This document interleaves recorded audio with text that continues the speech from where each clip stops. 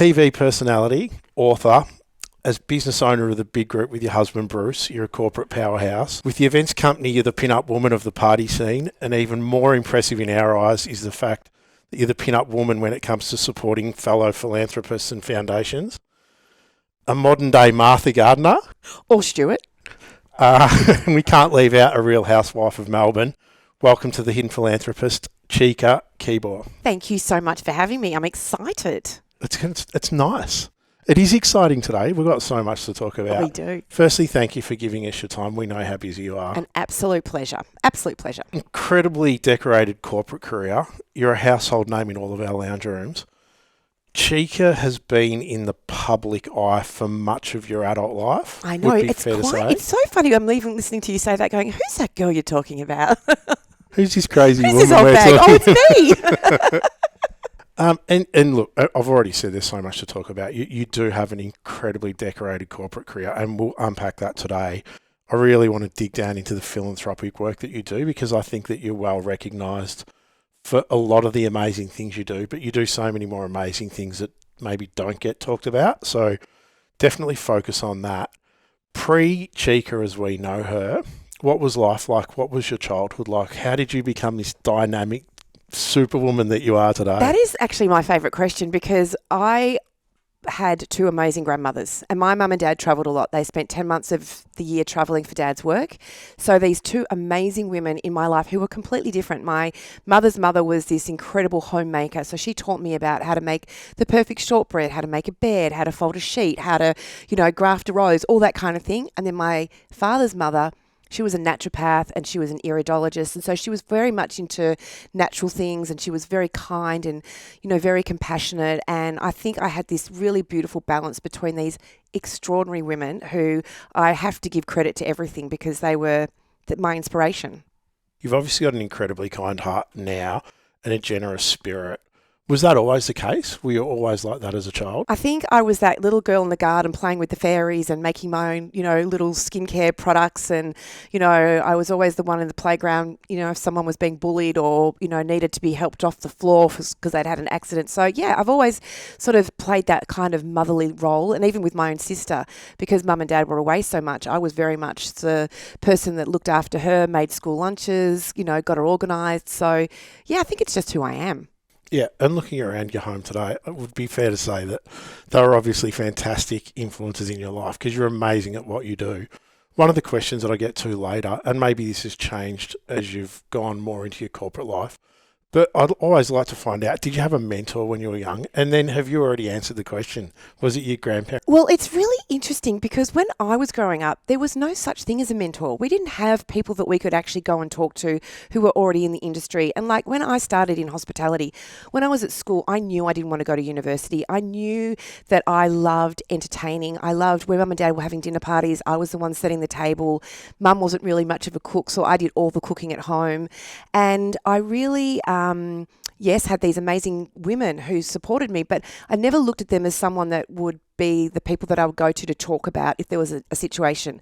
So for myself, it wasn't really until I met Bruce that I found my kindred spirit and my equal. And he's the person that I literally share everything with and bounce everything off. And I have to also say he's the one that's pushed me to do more than I probably would have done in my life, because he always believed in me and has given me the courage just to get out there and give it a go. And if it works, it works. And if it doesn't, it doesn't. So I'm very lucky to have him definitely in my corner. And we'll get to the big group. Obviously, you have an incredibly successful company. Were you an academic at school? Oh, good God, no. I was a creative, and there was no room for a creative in my school. They were very much like, unless you're going to be a doctor or a lawyer, we're not really that interested. And I remember once telling my teacher that I wanted to be a criminal lawyer because I love criminal, stories and all the rest of it, and she just laughed at me.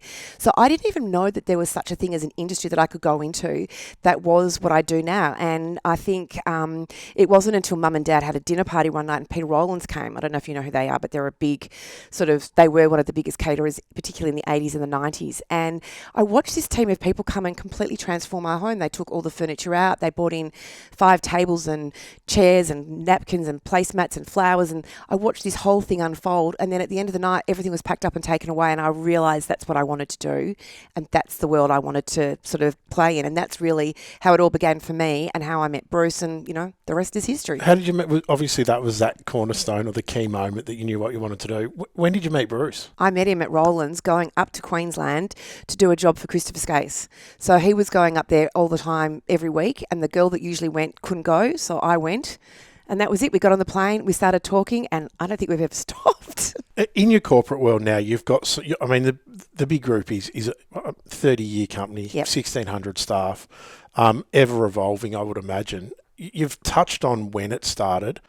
What was the initial journey like for you going into business? How did it all unfold to be the beast that it is today? Well, it's really interesting because both Bruce and I he would disagree with me on this, but I don't think I ever really thought about what we were doing. We literally started the business because we thought it would be fun to travel and to make some money, and off we go. But in the meantime, we were offered the contract with Jennings, who had Southgate. So that for us was doing all their breakfast, lunches, cocktail parties, dinners, bringing in potential buyers and potential renters in that big space.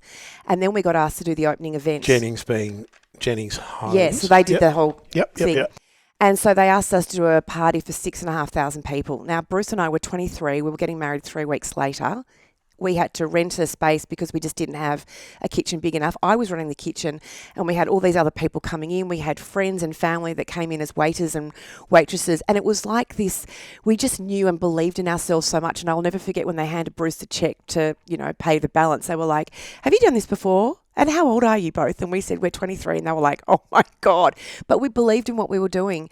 And I think that's the thing, what I was saying about Bruce before, is he's always wanted the big picture. I've always been about small detail, and he's always been about the bigger part of it all. And so that's why we've worked so incredibly well together as a team and as a couple. And look, don't get me wrong, when we started our business, my God, we made so many mistakes. We didn't get paid for things, and all those sort of learning experiences. And as I say, you can make those mistakes once, you can't do it twice. And then the business has kept growing. And then for me, I realised that I didn't want to actually sit inside the food part of it. Mine was creativity and creating beautiful environments. And at the time, there was Kevin O'Neill doing flowers, and there was Harry the Hirer doing all the big marquees, but there was nowhere you could go and hire beautiful napkins and different chairs and all that kind of thing. So that's what I created when I set up Flowers Decoration Design. So like a tailored end-to-end solution for people. Absolutely, yes. Yeah, and out of you and Bruce, is there a natural leader? Is there a driver? It's Bruce. It is Bruce. Bruce is such the person that pushes everything. I am very much happy to be behind the scenes and just get stuff done. So we just download everything and then I make it happen. When did it go from being a family business to being the juggernaut that it is now? I mean, 30 years is a long time, and I get there's natural organic growth. But we're talking about a pretty serious business now. Yeah, we, I think when we first started winning contracts for different venues, so we had the old Treasury building first. That was a huge thing for us. That changed. We weren't just doing parties in people's home. We were actually going into a space that people could rent and use. So corporates were coming in. Yes, it was still being used for weddings and things like that. And then when we started getting that reputation, we then picked up Jag as a cafe. We then created Champions at Fed Square. So we suddenly started having these things that were outside of what we were doing, that we were able to grow and really had to bring in more staff. And I think once we started getting more staff, that's when we realised that we were getting pretty serious. Yeah. And as I would imagine, it's come with huge challenges along the way. Absolutely. As anyone who has a lot of staff knows, staffing is probably one of the hardest things, because when you're having a good day, it's because the team's working beautifully together. And when you're having a not so great day, it's because things have fallen apart probably in that area. Yeah, and this is like the old boring question, how did COVID affect your business? But I would have thought there's probably no question more relevant for you. How did COVID affect your business? Because, I mean, you're in hospitality. It was a nightmare. The world literally came to an end for you, didn't it? And I will never forget, because do you remember it happened? We had the Formula One Grand Prix, and there'd been a ladies' lunch on the Thursday, and I was at that lunch, and we were all talking about this thing called COVID, and is it going to come? And then the next day they cancelled the Grand Prix, and we realised inside our business that things were about to blow up. So we then stood our staff down the following Monday. It was probably one of the worst days of my life. I felt shattered, broken, like none of us knew what was going to happen. And I think it was more the fear factor. But we had some incredible people inside our team who said, we want to keep working. This is before we had JobKeeper or any of those other amazing things that protected us. But so we had some amazing staff that were prepared to stay on and help. And in that period, we did shut down for 2 years, but we also created the Commons, which is now where our business is based. And Bruce woke up one morning and said, I think we need to create a garden.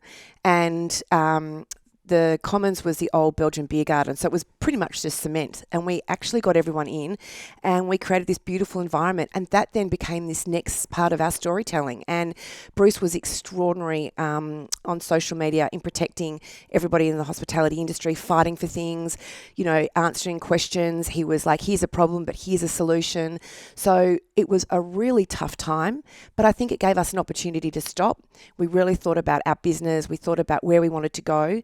And since we've come out of that period of time, it's actually been extraordinary. Our business has changed. We've just won a massive contract up in Sydney. We're just about to set up 400 full-timers and 400 casuals. It's going to be really exciting what we've got planned up there. So would that have happened without COVID? Yes. But would it have been and have the same effect? No. So I think we've really looked inside ourselves, our staff, the way we do things, and it's really changed. Yeah, and so from that lunch on the Thursday to putting all your staff off on the Monday, how many staff, like that's dynamic leadership. That's incredible leadership. It was so tough. And that's where Bruce is amazing, because he was the one that was like, we have to protect ourselves too, and we have to protect our team. We actually ended up getting jobs for probably 80% of our staff who wanted them, working for Coles, Woolworths, Telstra, Optus. They were all bringing in all the outside phone calls that they would do, they were bringing back to Australia. So most of our staff ended up getting jobs at really interesting places. Some have come back, some haven't. Some have changed and gone off in different directions. But for us, the peace of mind knowing that people could still pay their rent, they could still pay for food. And then obviously JobKeeper came in, and that was amazing because it meant we were able to protect even more people. But it was such... I almost have a blur of that first year of COVID because it was just so emotional. And then I had 2 children living in America and we couldn't get them home. So there was that layer as well. Yeah. And you just mentioned your 2 kids. Is it a generational business? No. Is it something? No. Both my kids have worked in the business, but that's not where they're at. So our daughter lives in LA and she's working for a brand, Flamingo State. And last night, BJ flew to London. So he's about to start a new chapter of his life over there, which is really exciting. But no, neither of them inside the business. And your business now it's on a global level, isn't it? You do events overseas as well? We do a lot of, we've done, and I say, so we're sort of starting now to do more stuff back again overseas, but before COVID we were doing a lot in the Middle East. How involved are you now in the business? Well, since I did Housewives actually, I sort of have gone off in a different tangent, and I really wanted to create my own brand, which is what I've done. And inside that brand I've now got lots of different collaborations. So I'm not as involved as I used to be, but I am across everything. Is Bruce absolutely involved? 150%. Yeah. So Bruce drives it now, and you're still heavily involved. Oh, look, I'm there all the time, annoying everybody. Chyka's a pretty big brand now in itself. Oh, I mean, you're obviously thank you. It is. You've got so much going on. It would be remiss of me not to ask you about being a Real Housewife of Melbourne. But before and you mentioned Mum Chyka too. I mean, you've got 2 beautiful kids. I do. That in itself. I mean, not that the kids would be a challenge with the business, but the business would be a challenge. Being a mum. Absolutely. And I was young when I had my kids. So both my children grew up either in a marquee while I was folding up serviettes, putting on chair covers, or in daycare. And they were the last ones that were picked up because I was running late. So for me, the guilt of their childhood was huge. But the thing that I love the most is both of them have turned around to me since then and said, we truly appreciate everything that you and Dad did and how hard it would have been, just to juggle everything. So you had 18 years of feeling like I'd let the team down, but now I feel actually I've created these beautiful independent kids doing their own thing and spreading their wings, which is a result of us having our own business. And what does Chyka stand for now in terms of a corporate brand outside of the big group? Oh, I thought you wanted to know what the name meant. I think for me, I hope it means that it's reliable, that it's happy, that it's joyous, that it creates something special and beautiful in your home, that you can have fun with it, and that it's something that people look at and go. In fact, someone put up the other day, what would Chyka do? Because she was setting a table, and I thought, this is exactly where I want to be seen, that I'm like a solution solver in the home. And how do you do that? And when I say how do you do that, that's a really dumb question, but by that I mean, like, what are you doing outside of the big group in your corporate life now that you do have such a well-recognised name? So I pretty much started actually a girlfriend of mine said to me, you've got this, reach on social media and this and that and everything else. Have you ever thought about doing something with it? And I thought, what would I do?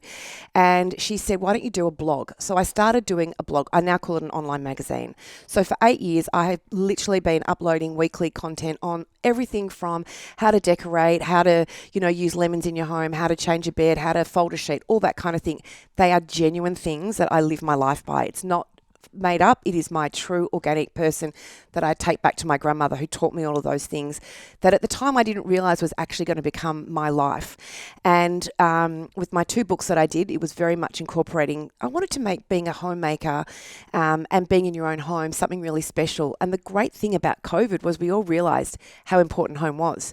So suddenly we realized that we wanted to have a beautiful little table setting for dinner, or we wanted to restyle our bookshelves, or we wanted to fold up our sheets 27 different ways. So I really had an opportunity to grow that part of who I am.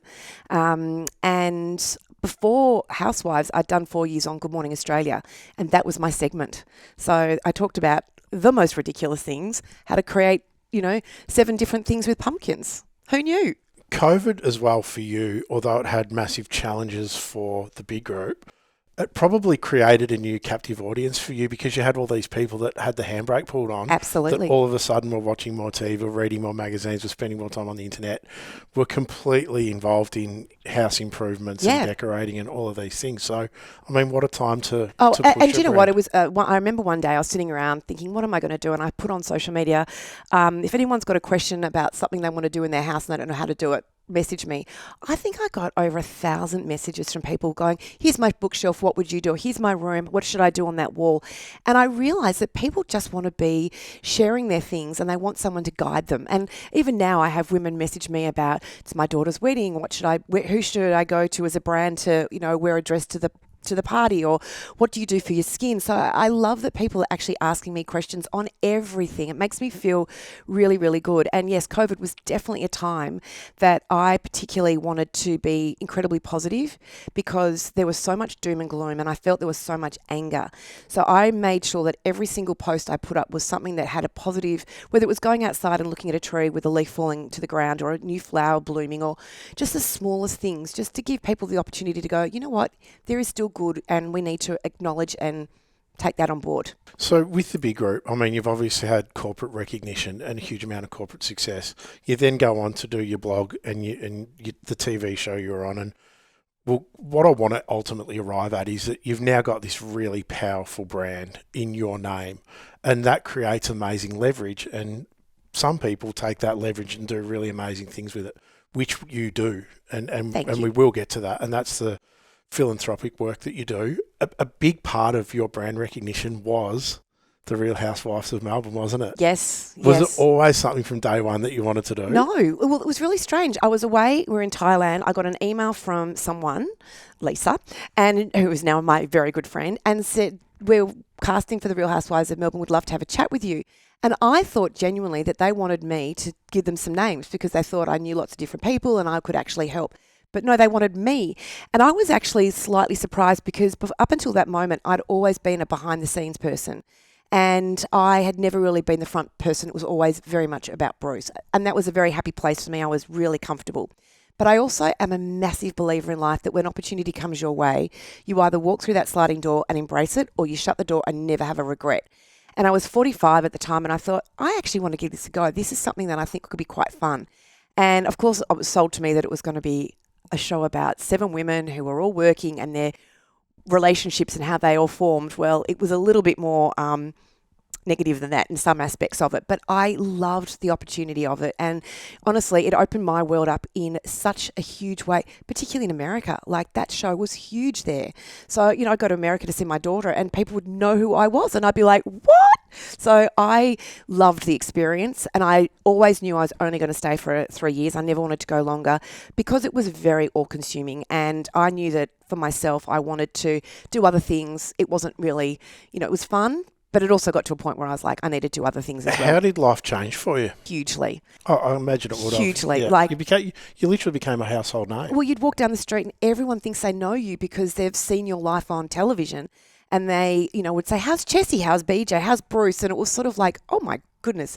But I also really appreciated the fact that people were invested, and I had a really good a really good time on it. So I didn't have a negative experience, and I think that's the thing that was different for me, maybe to some of the other girls that had a tougher time. But look, I totally take it in my stride. I appreciate it when people come up and say hello or want to have a photo or ask a question. Like, I tried genuinely so hard to answer everybody when they ask me things, just because I feel such a sense of responsibility, but also to a real joy that I'm being asked those questions. Was there a risk to your brand that you had to weigh up? And by your brand, I mean your name. Well, look, I was on a show like that. Yes, absolutely, and I was really protective of my marriage, my children, and the big group. They were my three most important things. I knew that we'd worked really, really hard to create and make what we had, and we'd done it on our own, and I didn't want any of that to be blown up from a show. So that were my three things that... And obviously that there was editing involved, and it's a bit of a drama show. Of course. But was it the good, the bad, and we're not going to name drop, but was it the good, the bad, and the ugly? Did it have a bit of everything? Do you mean for me personally? Well, just the whole thing, like. I think that when we started that show, no one really knew what was going to happen. No one knew we all knew each other, but we weren't sure how we were all going to be seen. And it was interesting how the public picked and chose how they perceived us to be. I was considered to be the normal person, Switzerland. You know, I was never going to go into a fight and fight, because that's not who I am. I don't do it in my real life, so why would I do it on the TV show? And people would say, you know, you're sitting on the fence, you're not having an opinion. Well, I always had an opinion.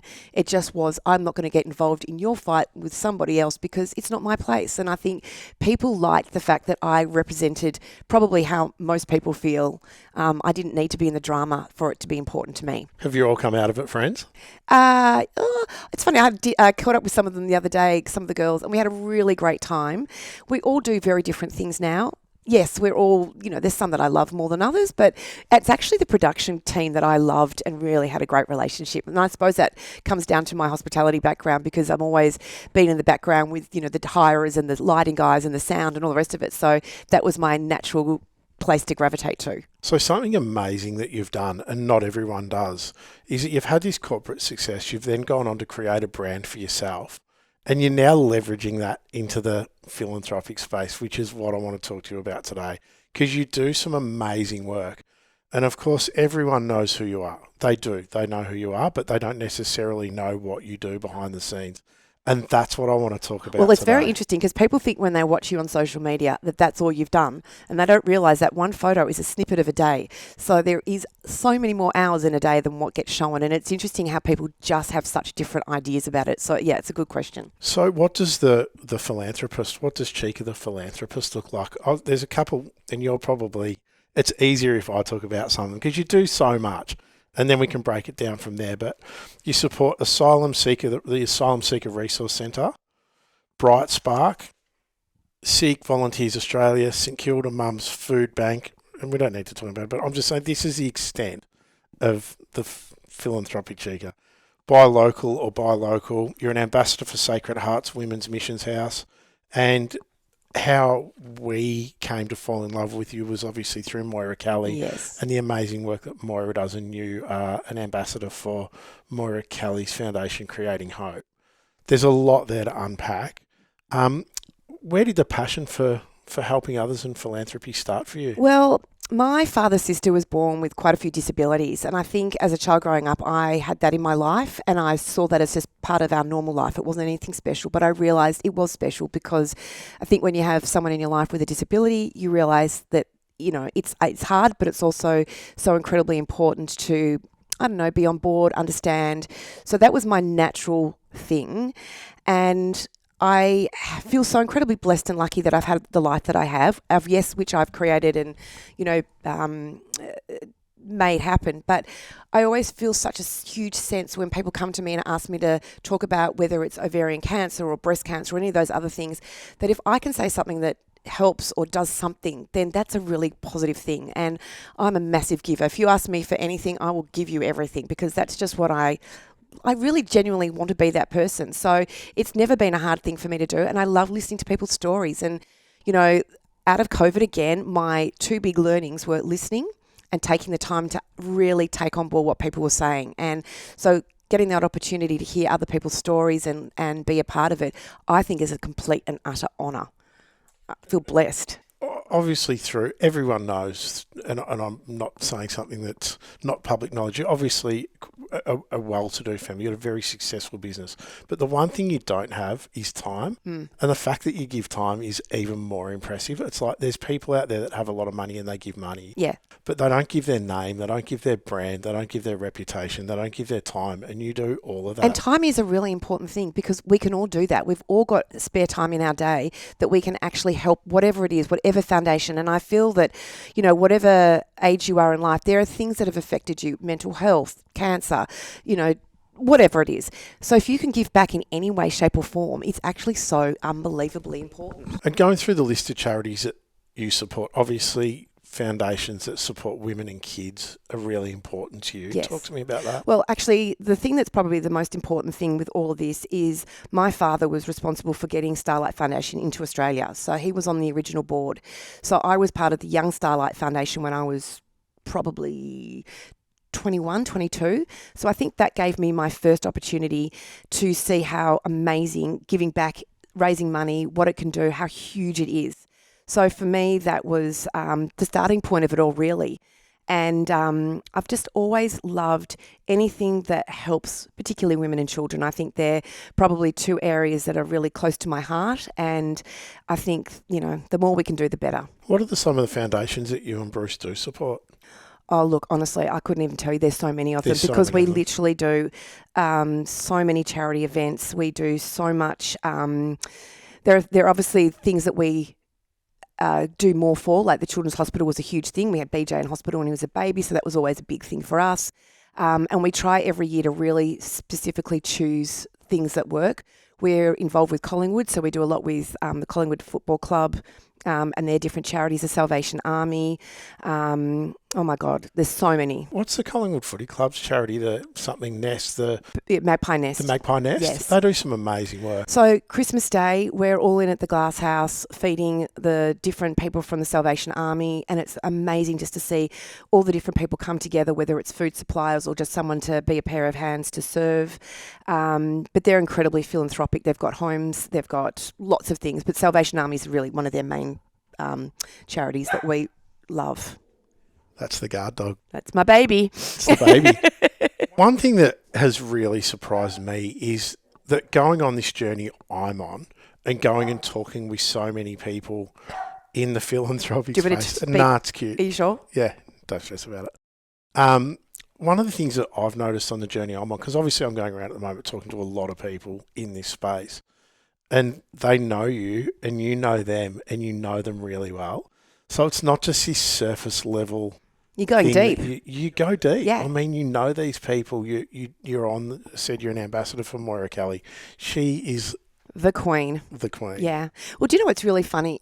I actually, and I always think about how I met Moira because it was so one of those sliding door moments. I was running to pick up some aprons from a supplier just near her home, and I literally got there within 5 minutes of them shutting. And as I was putting all the aprons in my car, a woman noticed me and said, "Excuse me, are you Chyka?" And I said, "Yes." And she said, "Do you have 5 minutes? I would really love you to meet someone." Now, I'm not someone that would normally follow someone down a laneway, but I did because there's something in me that was like, I need to know what this is all about. And as I was walking down the laneway, Ahmed was walking towards me and I went, "Ahmed." And he went, "Chyka." And I'm like, oh, this is so surreal. And then I realised we were going into Moira's home, who I had loved, followed. Tristan and Krishna's story was a huge thing in my life as I was growing up. Anyway, I walked in. Moira had no idea who I was, and the house was full of all these amazing people and these incredible children, and there was just so much going on. And she said, "Would you like a cup of tea?" And we sat down, and she sort of said, "Tell me about yourself." And Ahmed's going, "Oh my God, she's on the Real Housewives and yada, yada, yada." And she started, I said, "Oh, you're in hospitality. I've got a girl. This situation has happened. Are you able to help me get a job?" I said, "Of course." And that's how it all began. And I just loved that story because if I hadn't have gone down that laneway, if I had have arrived at that shop 10 minutes earlier, I wouldn't have met that woman. So there was all these things that were leading us in that direction. And I love that. So I guess now we've talked about your journey today, your corporate journey. What's the future look like? If the business isn't a generational business, what does the big group look like moving forward? That's a really interesting question because it's definitely a conversation Bruce and I have had, but we haven't probably gone down it deep enough. And I think because of COVID, we're sort of 5 years behind where we would have been if we hadn't have gone through that period of time. But having said that, I don't think I could be any more passionate about what I'm doing at the moment, and neither is Bruce. He is so invested. He is so excited. I think there is many, many opportunities, and they're all coming at the moment. And every day I get an email or a phone call from someone that I just go, wow, that is really exciting. I can't take on everything that's been offered to me, but I'm really excited and I keep going back, I'm 54. I'm an old girl. Like, I find it extraordinary that young women are actually still coming to me wanting me to mentor them. But I really love the fact that there's this possibility of doing so much because of my age and because of my history. And even hearing you talk about our business and how it's changed and how it's grown, I think when you're in it and you're living it and you're working in it, you don't actually sit there and think about it. So I never reflect on what I've done. I think about just what I've done today, what I've got planned for tomorrow, what I'm doing in 2 weeks' time. So I'm not really a massive forward planner because I'm really happy to be going with the flow of it all.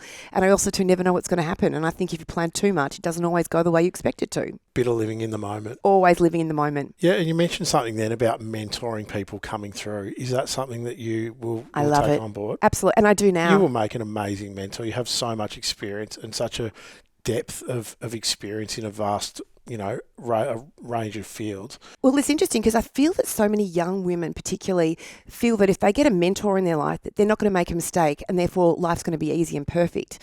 And what I say is that actually you need mistakes. You need to learn lessons. You need to actually have things that stuff up, because how do you learn from it? And, COVID, as horrible as it was, my God, it was the greatest lesson in the world. It was actually a really positive journey. And I think we can always say that when you've gone through something horrible, when you look back at it, as long as you've learned something, it's been a really good thing. And I think life is not meant to be a straight line. It's meant to have its ups and downs and, everything else in between. So I think that the next 10 years are going to be very exciting. And I feel so happy that my 2 children are both living and doing their thing. And they always say you're only as happy as your saddest child. Well, I'm pretty damn happy because they're both so happy.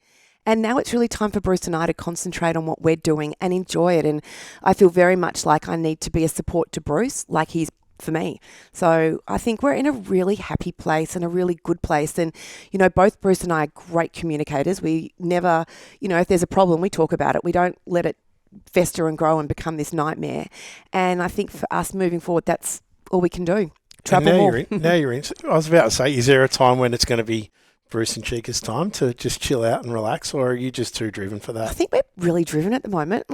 Ask me that in 10 years' time. But at the moment, I've got so much energy and I'm so excited and I feel so passionate about so many things that, no, I want to do it all. I want no regret. Any TV commitments coming up? Maybe. Really? Is there something that you can... No. Is there a secret that you're going to give us today? No. Let's just say there's some really good things coming up. Well, from all the people that you help and all the foundations that you represent, and you do it, like I said, with your name, with your leverage and with your money, you're a superhuman. Oh, thank you. And I'm so glad I don't feel that at all. I'm so glad that you've had the corporate success that you've had, and also the amazing brand that you've created through the Real Housewives of Melbourne and all those things, because you're just using it for so much good. And I think that's the thing we all have to do.